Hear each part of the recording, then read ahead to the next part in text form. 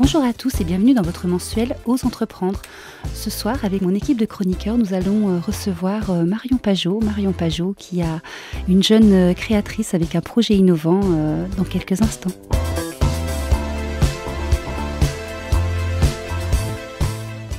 Bonsoir, je vais vous parler aujourd'hui de l'importance d'un cahier des charges dans un projet innovant. C'est vrai que Marion aujourd'hui porte un projet assez innovant sur le web et je vais essayer de vous expliquer l'importance d'avoir un cahier des charges bien conçu pour mener à bien un tel projet. Votre sujet, Gaëlle, ce soir? Bonsoir à tous. Moi je vais vous faire voyager du côté du Québec avec justement on va parler des compétences et pas forcément d'un CV, donc ce qui va tout à fait dans le sujet, je pense. Alors moi je suis allée voir du côté de Pôle emploi parce que l'activité principale de Marion est liée à l'emploi et je me suis dit innovation, Pôle emploi, qu'ont-ils à nous dire? D'accord, donc nous pouvons mettre innovation et Pôle emploi dans la même phrase alors. C'est possible. Thème ambitieux pour vous ce soir, Sandrine. Très bien, donc le thème de ce soir avec Marion Pajot. Donc Marion Pajot, qui êtes-vous? On vous voit partout en ce moment, Place des Talents. Alors qu'est-ce qu'on met derrière et qui êtes-vous? Bonsoir, Marion Pajot. Donc, j'ai créé l'entreprise Place des Talents au mois de mars avec un lancement d'un site web le 1er juin. J'ai créé un site d'emploi qui a une vocation à rapprocher les demandeurs d'emploi et les entreprises. Et ce, sur un concept novateur et différent, c'est-à-dire un site d'emploi sans CV où on va valoriser les compétences et la personnalité de l'individu qui sont les critères de réussite d'intégration dans l'entreprise. Sandrine, je reviens vers vous alors sur vos recherches ce mois-ci par rapport à Pôle emploi. Effectivement, le lien est bien trouvé. Moi, je me suis posé la question dès que j'ai entendu parler du projet de Marion. À me dire mais c'est vrai, ça paraît sur le papier une super bonne idée, on se dit mais pourquoi personne ne l'a fait avant et pourquoi d'ailleurs Pôle emploi ne l'a pas fait avant.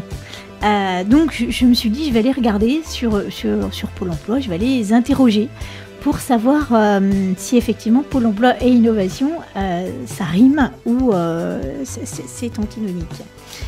Et Pôle emploi a en fait plus d'un kiwi dans son sac puisque depuis 10 ans, en fait, il pratique ce qu'on appelle le recrutement par simulation, ce qui se rapproche un petit peu du concept de Marion, c'est-à-dire qu'on oublie un petit peu le CV. Et ils font passer des tests, des exercices, ils appellent ça, à leurs candidats potentiels. Donc on oublie effectivement le CV, lettre de motivation, etc. Alors ce qu'on me disait chez Pôle emploi, c'est qu'on est plutôt aujourd'hui sur des recrutements à grande échelle pour ces recrutements par simulation. Ce que Pôle emploi appelle le recrutement par simulation, c'est ce qu'on appelle depuis des années les assessment centers. Les assessment centers, ils sont nés dans les pays nordiques et puis anglo-saxons et puis de l'autre côté de l'Atlantique.